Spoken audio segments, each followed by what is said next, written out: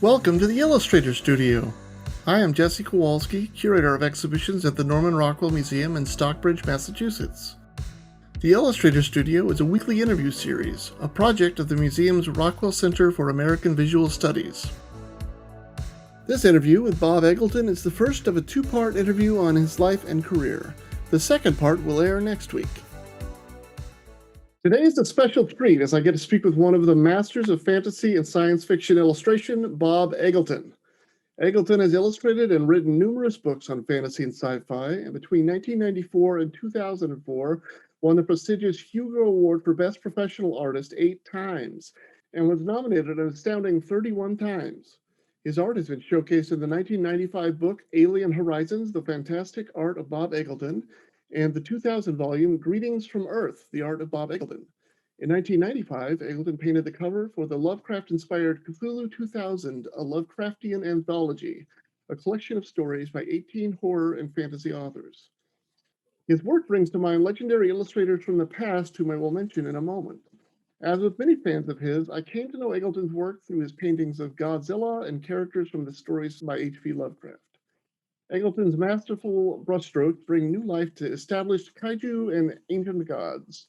In fact, he painted a stunning image of Lovecraft's Cthulhu for the Enchanted exhibition opening this June at Norman Rockwell Museum. I'm thrilled to speak with him today. Welcome, Bob. Hey, how are you? Good. How are you doing? Good. So I wanted to start off talking about some of your influences. I can see the influence of a number of artists in your work.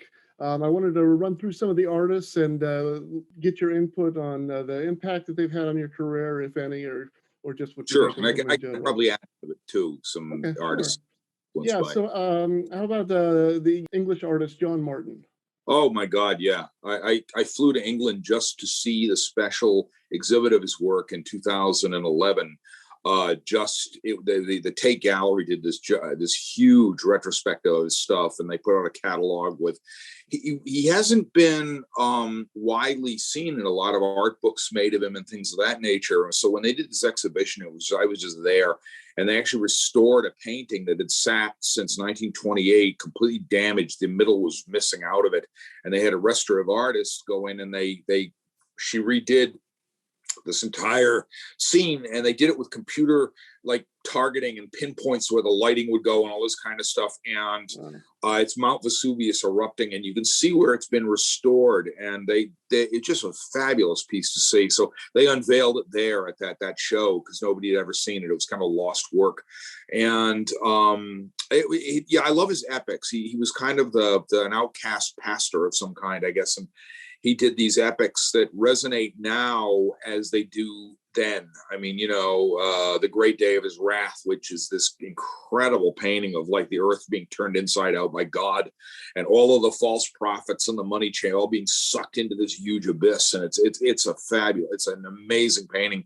He's got another one of a dragon, and he's got another one of, it's all of it. When you really look at it, it's all fantasy artwork. It's just, they didn't call it that then. They called it sublime, or they called it symbolist, or they called it, allegorical, that sort of thing. They never said, romantic. That's the big word they use, romantic. And they wouldn't say fantasy, because I don't think anybody thought that at the time. Yeah, we'll have one of his engravings in the exhibit from Paradise Lost, Satan in Council. Yeah. He did some amazing work, and his paintings are just epic. They are just every bit as epic when you see them up close. He's a major influence to me, as Gustave Doré is. He's another one. And Gustave Doré was an influence for Frank Frazetta. And Frank Frazetta doesn't really talk about that too much, but didn't talk about it too much at the time. But his favorite, when you could pin him down, his favorite artist was Gustave Doré. Another artist, Jose Segreus. Yes, he's amazing. Pretty amazing stuff. Segreus, there was like, I think it was a father and son, wasn't there? It was like a two. I know one, Segreus did a lot of Daw book covers in the 1970s, and they did this dragon graphic novel thing that's all painted in oils, and it's just really, really, that's Vincent Segreus. That's it, Vincent Segreus. and I think it's a father and son kind of thing, and I think, or grandson or something like that. But anyway, he did that, so I'm very familiar. They have very similar styles, but it's fantastic stuff. Yeah, I was thinking one of your paintings in particular looked like Segre's work from War of the Worlds. Right. Yeah. Yeah. Yeah. Another artist, J. Allen St. John. Oh my God, yeah, J. Allen St. John. He's like the ultimate illustrator of Edgar Rice Burroughs, John Carter of Mars. I mean, he, with all respect to everybody who's illustrated him since, J. Allen St. John really had that look to everything. He had that real. He really captured some romantic stuff and some incredible imagery, and the way he did dinosaurs and prehistoric monsters and things of that nature. It was just he really made them. They were it was 30s kind of like science that we knew, but that's what he had to work with. But that's why there's a charm in them, and it's really terrific to see it. And how about pulp artist Margaret Brundage? Yes, Brundage and Margaret Brundage, very, very nice stuff. I'm a big fan of a lot of the pulp artists, a lot of them that Hubert Rogers, he's another one. There was a sort of a garishness, but also a simplicity to the work that was really attractive to me. And I really like the use of a lot of icons of fantasy and science fiction in them that were just very, they really got to the core of it. I mean, Rogers put in rocket ships, he put in rocket ships and stuff like that. And it was something about that was really nice. And Lovecraft illustrator Lee Brown Coy. Oh yeah. Well, yeah. Really nice stuff. Really beautiful, kind of a minimalist, but I really like that kind of, that it left more to your imagination. That's what I like about sort of the more looser and impressionistic artists. It leaves a lot to your imagination to look at it, and you can make up things you see within it. Another influence to me, a big one for me, was Turner, JMW Turner. He really, his lighting and his implied details of things were incredible. And he got older, dementia, and his eyesight went, like, basically dementia set in, his eyesight went, all kinds of stuff. He had lead poisoning, is what I understand it. And his stuff got very filmy and weird, and it was still really great. It was still really great. And but he's a big one. He's done some fantasy. Apollo and the Python is a great one. There's another one of a slaying a dragon, which, and you can barely see the dragon, but it's there, and it's implied. It's very implied in there. Okay, another artist, Virgil Finlay. Yes, Virgil Finlay, beautiful. Not many people knew. They always lauded him for his pointillist and his scratchboard and ink techniques and things like that, but they never really realized he was also a painter too. And he did very few paintings, but what ones he did were really, really spectacular. And the last one I ask you about is John Berkey. Oh yeah, John Berkey. He kind of invented the spaceship pile made of like junk, as it were, before it all became very popular. And that's what sort of, it came like a concept art stuff. And Berkey had an incredible output of work, especially in the 70s. He was a big movie poster artist. He did things like, he did a movie poster for a thing called The Neptune Factor, which is it's an awful film. It's a terrible movie. It's got like the special effects filmed in like an aquarium. It looks terrible, but the poster made it look like this like epic monster movie, and it was great. And the poster was the best thing about it. And there was, and he did the art for King Kong, the 1976 King Kong. And what had happened is that he did the initial poster, and back then they worked with telex machines. They didn't have fax or internet. They worked with telex. And he did this scribbled out idea what it was, and they said, "We'll do that." And they did this painting, and they got the announcement poster, as it were. And then later on, Dino De Laurentiis came along and said he needed 10 more paintings done to help promote the movie, because what was happening was they didn't want to show. It was highly touted, if you remember at the time, there was going to be this big robot full-size Kong that was made by Carlo Rambaldi, and all it really did for 10 seconds is raise its hands like that, and then that's all you see of it in the movie. And the rest of it's Rick Baker in a really good ape suit. But they didn't want to say that. They didn't want to promote that. They wanted to say it was this giant robot thing. And what had happened was Dino, what he did, rather than release photos of Rick Baker in the ape suit, was that he had John Berkey paint these 8 or 10 paintings. I forgot what it was. Anyway, John had something like 2.5 weeks to do them in. And when he was done, he was hospitalized with pneumonia because he got so sick from not getting any rest. And he got them done, but he had a way of painting in mirrors. Like, he never looked at his work like looking at it. He would look at a mirror as he was painting, like a strange mirror system where he would look at it in reverse as he was painting. And that way he claimed that you got a lot more balance going on and things of that nature. But he was so iconic. He did posters, The Towering Inferno. He did tons of movie posters that you didn't even think that he did, because they look photographic, because they were done so big. They were done absolutely gigantic, and he did them.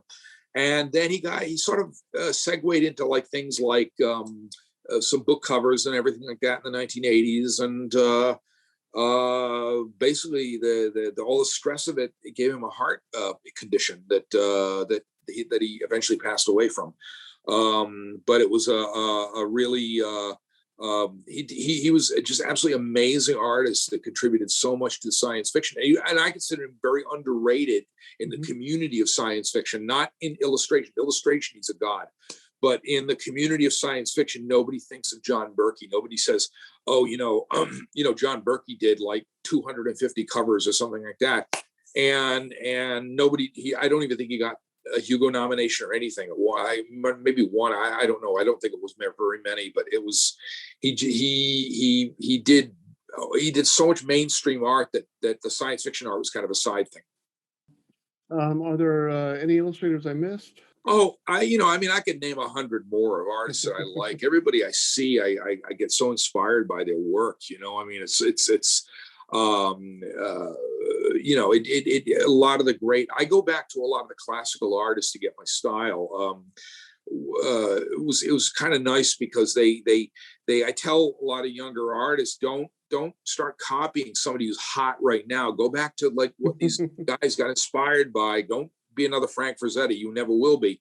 Go back to what these guys were inspired by and start your own style from that. And that's what, Ray Harryhouse was inspired by Gustave Doré.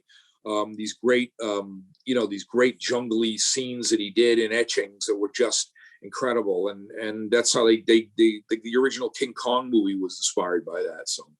Yeah, it seems that Norman Rockwell, in the beginning of his career, copied a lot of Leyendeckers' work until he really developed his own style, like you said, based on illustrators from the past. Yeah, exactly. And it was like something about Rockwell's work was so storytelling. It just you could just stare at it and it would just tell the story right there. And that's what, in one look would do it. And it was that's the marvelousness of his work, I categorize your images generally as weird fantasy, but how do you define the genre of fantasy illustration in which you work? I kind of like say weird fantasy. I've done a few, I do dragons and things of that nature, but there's always an edge to them. I'm not one for doing the more lighthearted stuff. I've tried it, but I'm not sure it's in my psyche to do that. And there's other artists who do it better than I. So it's just not something that I do. But the idea, the concept of these of showing these dark images, it goes back to mythology for me. It's a sort of a mythological thing. It's if you're into the concepts of you look at these great tales, the Odyssey, Homer's The Odyssey. I mean, they had monsters in it. You know what I mean? It's like, so you have all those things, and everything is so left up to interpretation. And the Japanese have these incredible stories of the beasts of Yamato, they're called, and it was the 7-headed giant dragon they have, and then the yokai. yokai, which are the Japanese ghosts. And one of those little guys is called a kappa, and he's this really, you just research him, and he's just this little mischievous ghost. Then he has a plate of pickles on his head or something like that, and he's just, and they live in the water, and they live, and Dai Pictures back in 1966 or 7, they made these series called Yokai Spook War. And it was these 3 movies that are rarely seen in the United States. And they are absolutely the weirdest thing you'll ever see in your life. Just like, and it's all done with these practical effects. It's just people being like an umbrella with a tongue and one eye on it. I mean, it's really strange stuff. And you think about it, you think it looks silly, but the way they film it, it's scary as hell. It really is. And when you go back to those great myths of that, you look at that, the Chinese, the Asian dragon that represents great wisdom, and it's ornate and very I got one right here actually. It's very ornate and very colorful and stuff, and it battled. There was kind of encounters with a being called Wukong, or known as the Monkey King, and that's another great story. And it's this great mythology, and it's very Asian, and all of this stuff works forward to feed my imagination to what I do, because you wonder, this is where it all comes from. This is where the beasts. This is where Godzilla originated from. Was these myths of giant beasts? All of it was like that. So that's why I like, and H.P. Lovecraft, when he did his monsters, he determined that his monsters were these people saw them as ghosts, so to speak, or demons, but he determined that they were like the creatures, bad astrology, as he called them. They were creatures from another realm that came through, the old ones, and they came from a planet far, far out in the solar system. And they came here on leathered wings and things of this nature. And basically you had this concept of, it's kind of a mythology, and it turns into later on people thinking it's ghosts and poltergeists and things like that. Let's travel back in time for a moment to imagine a young Bob Eggleton. What is this kid doing? What kind of movies, TV shows, or books is he Well, watching? how young? We're going back to like how young? Let's say 10 to 17. Oh boy, at 9, I can tell you a funny story.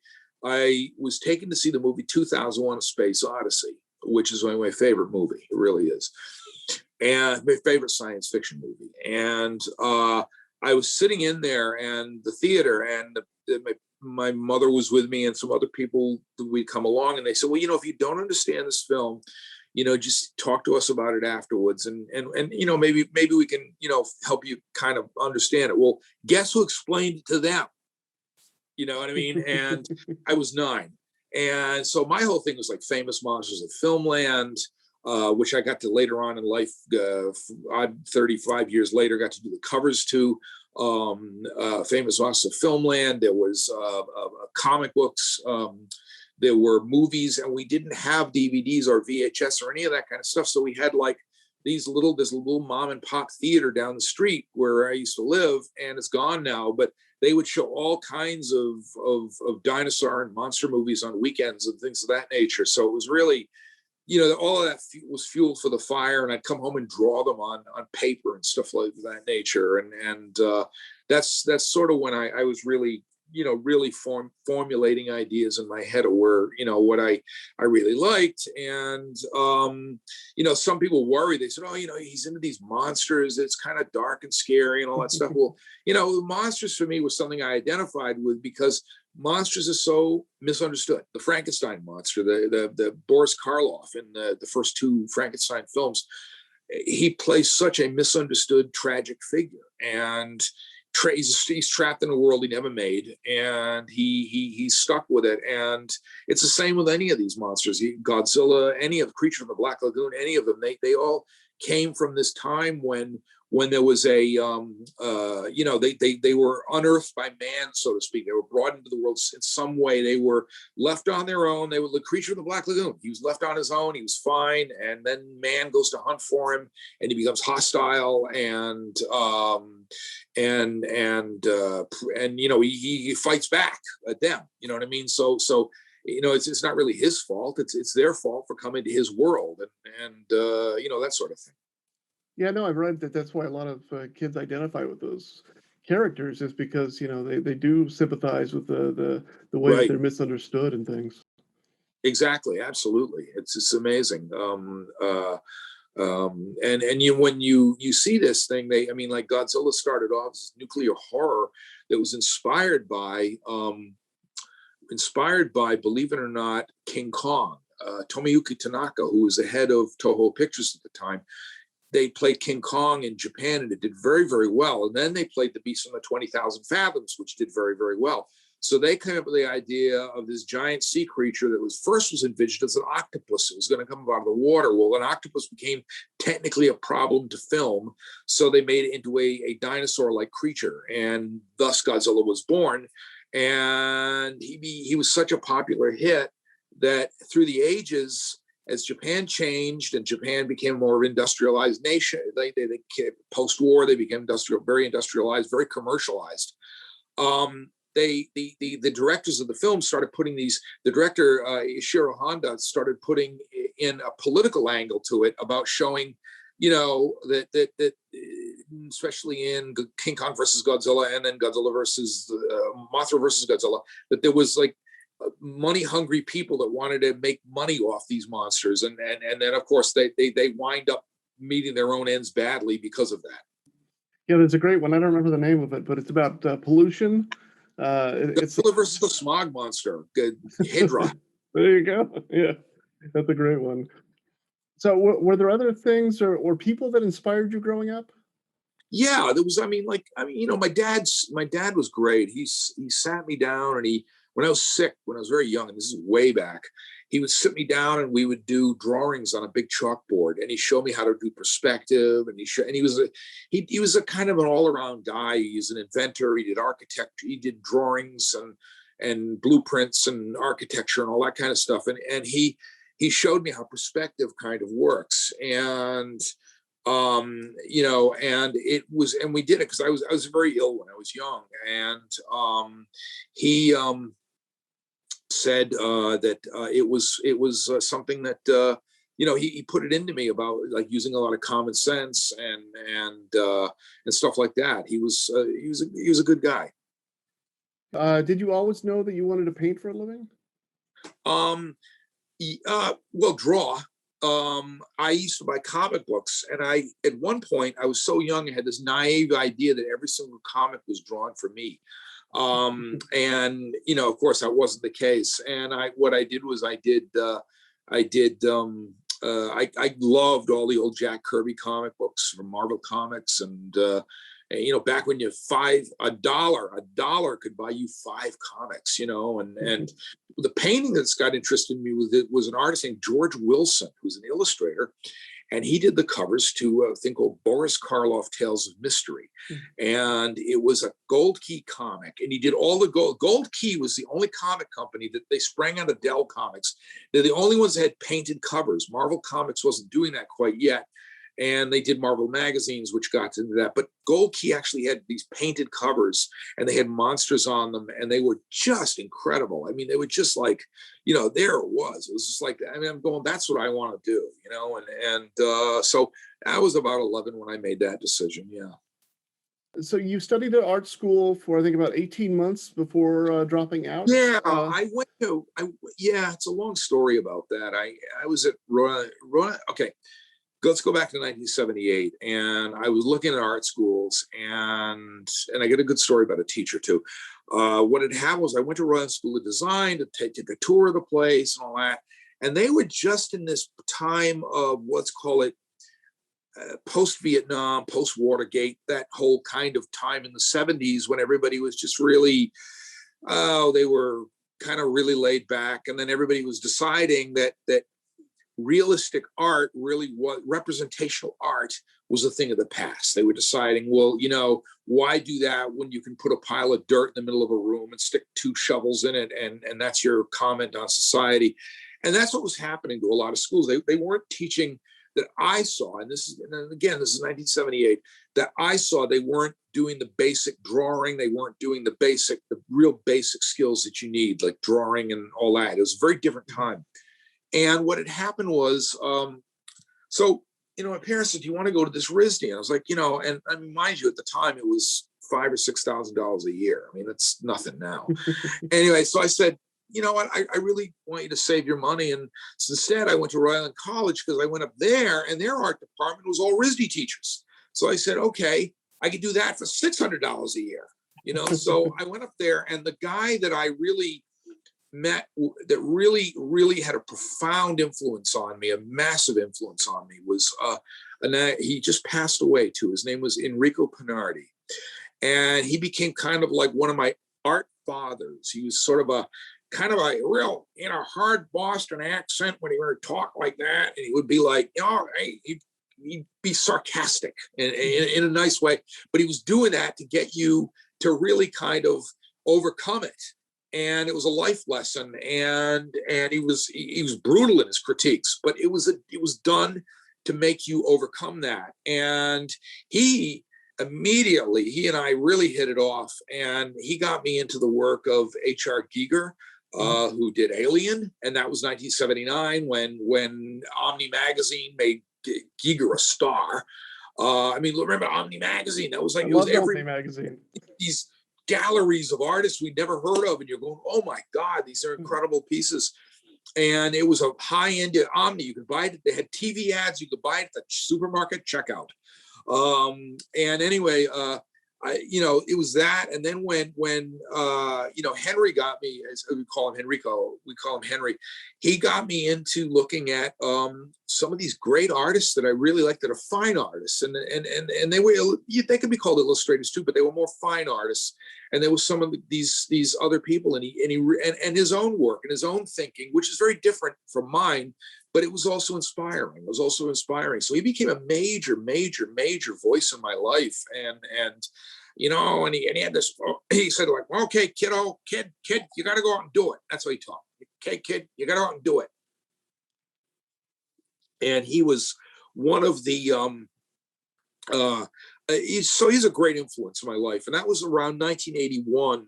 And he was the one that extolled a lot of realism and even representationalism, because he was what we call old school. He came out of the you got to draw. He was really into drawing. You got to draw like that, And at the time, even some of the other teachers at this place, the younger ones were against the whole. They were like, well, you don't need to do that. You can do non-representational stuff and take cardboard boxes and pile it up in the corner. And it was just, again, I'm not against art schools now. I'm just saying it was the time.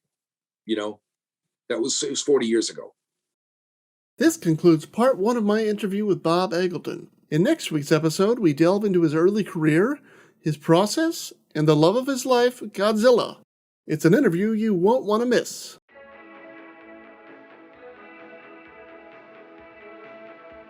To watch the video of this podcast or to see the images referenced in this episode, please visit nrm.org/podcast. New episodes from the Illustrator Studio are released every Monday. For questions or comments, please email us at podcast@nrm.org.